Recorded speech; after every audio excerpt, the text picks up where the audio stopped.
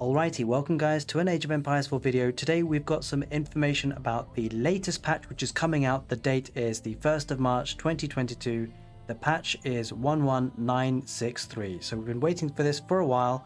Hopefully it's a really good one because frankly I think we need it. Alright, so patch 11963 is releasing later this week and we're here to provide a preview of what's to come for Age of Empires 4.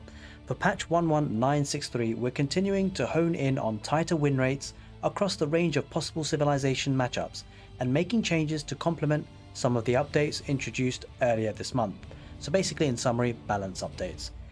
With every patch, we make sure to observe the reaction and response to the changes made, including how they impact critical data like selection and win rates and how our community responds to them in our social channels. What we noticed after our last patch is that the changes made to Siege may have overly impacted the Chinese. We said it at the end of the last video, guys, on the last update. This was kind of foreseeable. They really did nerf Chinese hard. As a result, we're making some changes this time around to provide the Chinese new strategic options. This is very, very welcomed. Additionally, we're looking to slow down the early game of the Mongols and Delhi Sultanate by tuning starting resources, research bonuses, and more. We believe these changes will increase your arsenal of gameplay choices moving forward. Definitely the Mongols needed a nerfing for sure, and the Delhi were kind of really quite strong, especially on some maps. Yeah, but definitely Mongols needed something to be done with. You can find these details on these changes and more below. Alright, note, upon updating this patch, you will no longer be able to utilize replays from previous updates. At times, saves will also be impacted, though we've taken additional steps to ensure your campaign saves are not impacted by this particular update. Skirmish saves from previous patch are impacted and will no longer be accessible after you update. Alright, there's going to be a Twitch stream on Tuesday, 3 PM PT, so do check that out. It's going to be a good discussion. Actually, a lot of the Twitch streams are pretty good. I do enjoy joining them, so hop into those if you can. I'm actually going to leave a link to this particular page on the video description, so if you want to read through it, later, it's going to be there for you. Alright, so general changes. Wonder cost increased from 3,000 per resource to 6,000. Additional increases were made to Mongol wonder costs seen below. That's actually a massive, well, it's basically double of everything. That's huge, so definitely wonders are going to be less, capable of doing that. I don't think we see them on 1v1 play at all, really. Hardly ever. Maybe in team games it's a thing. I suppose people can sling people resources, send them resources to get that wonder up, but that is definitely a big increase. So developer note, wonders are meant to be a rare, exciting stalemate breaker.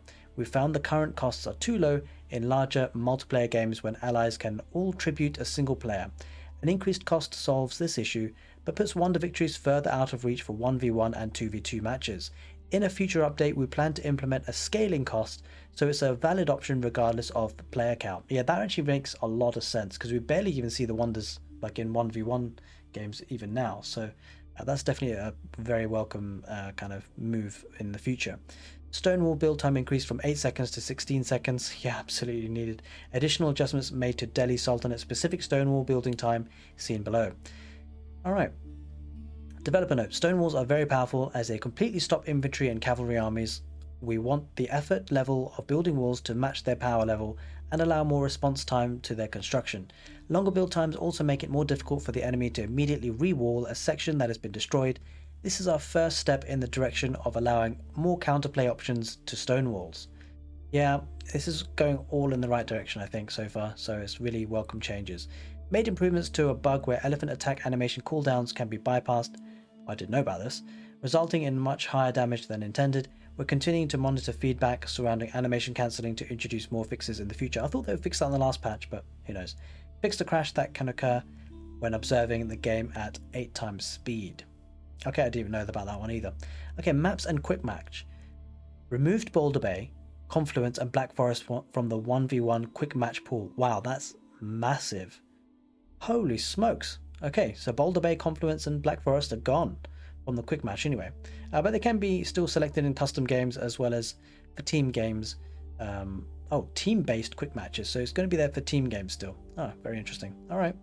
This change is based on feedback we've heard from you, as well as data we've referenced that show the maps that appear to be most enjoyed in the quick match context. We plan to reintroduce some of these maps to the quick match pool once ranked is introduced. In the spring update, we also have some changes coming for Confluence, as well as significant changes planned for the 1v1 map balance across the board, related to resource and relic spawn, and notable changes to fishing. As always, we appreciate your feedback and would love to hear more from you in the forums, regardless what sorts of maps you find most interesting to use in Quick Match and why.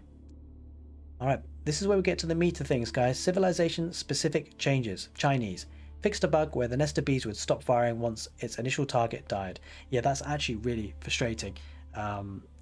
Yeah, when that happened, but it looks like they're fixing it. So I'm really glad all the bugs are kind of being addressed, which is a good thing. Developer note: in many cases, the nest of bees would fire less shots than intended, making it inferior to the mangonel. Civ unique units should not feel like a liability, but instead an exciting perk. That's very true. Imperial official and tax changes. Developer note: we want to encourage more active use of the Imperial official. Taxes were previously too difficult to collect, and we've observed that some players would avoid collecting their surplus taxes. Yeah, we want players to be able to deplete their taxes so that Imperial officials can get right back to supervising. Yeah, that was often the case actually. They kept on like accumulating, and you couldn't like just supervise because you had to make a choice basically between collecting tax and supervising. All right. General, tax cooldown on buildings increased from 15 to 20 seconds.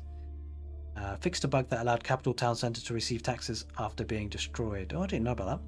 Imperial official, supervised bonus increased from 150% back to the original 200. Definitely, yeah, I mean, they nerfed Chinese so hard that they took away the siege, that's one thing, but you took away the supervision thing as well.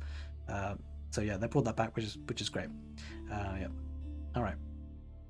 We're not going to read the developer note for that, I mean, because it was important for that to be returned, I think. Tax carry capacity increased from 20 to 40 gold. Okay, yeah, that's a good idea.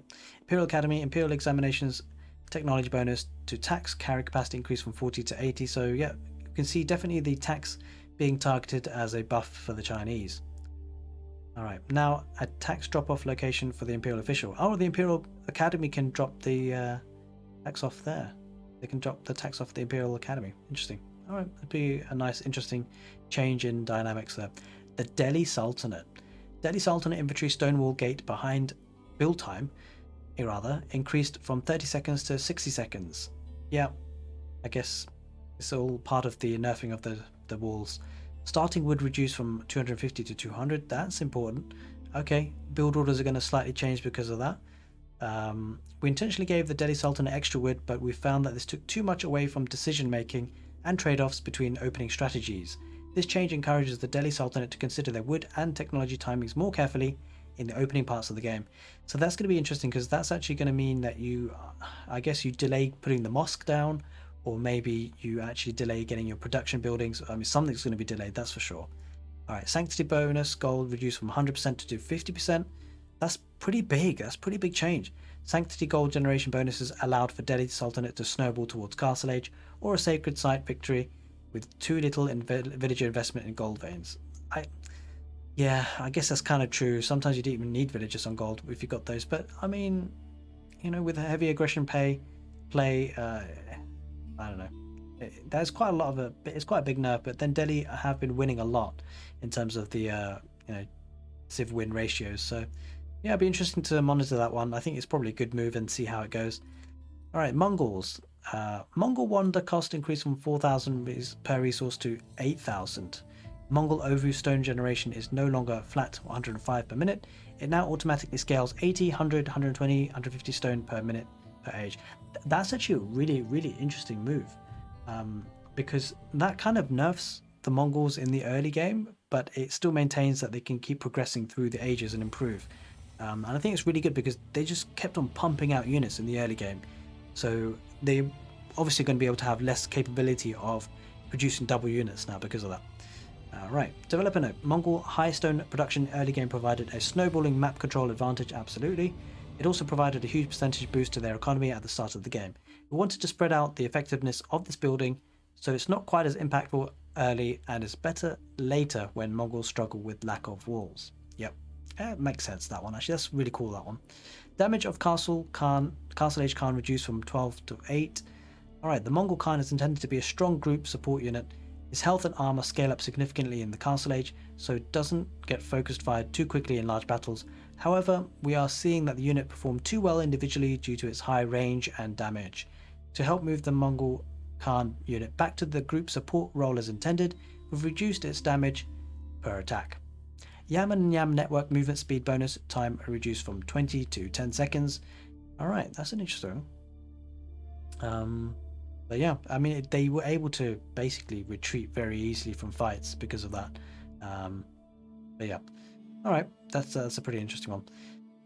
What's next? We'll have more to share with you regarding our spring update lineup and its upcoming public update preview very soon.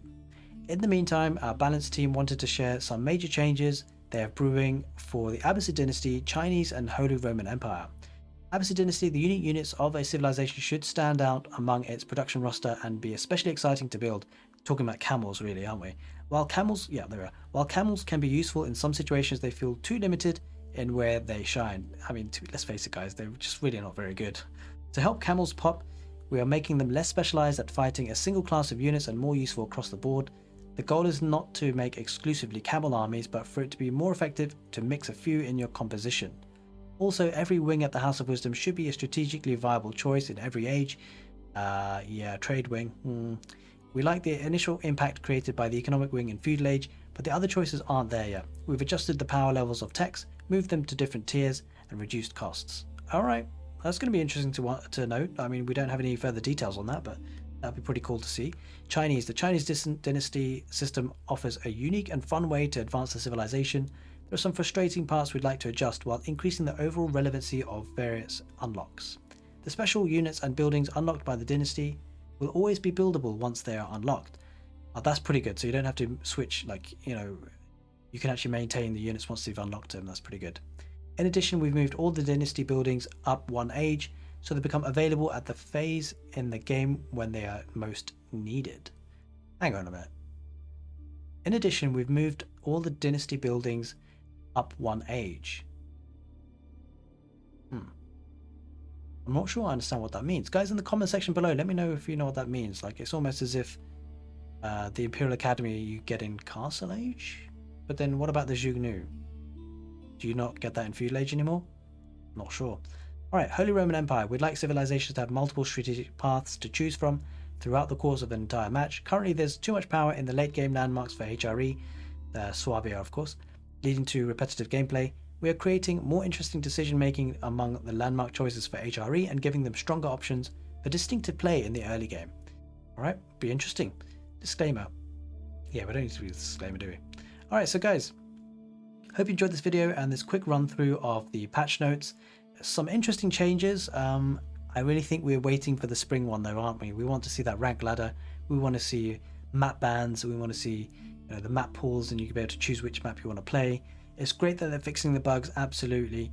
I think some buffs for the Chinese were certainly needed, so that's really a good move, and this is a good step in the right direction, I think. But yeah, guys, let me know in the comment section below what you think about the patch, and what do you think you'd like to see changed in the future. Alright guys, take care, see you next time.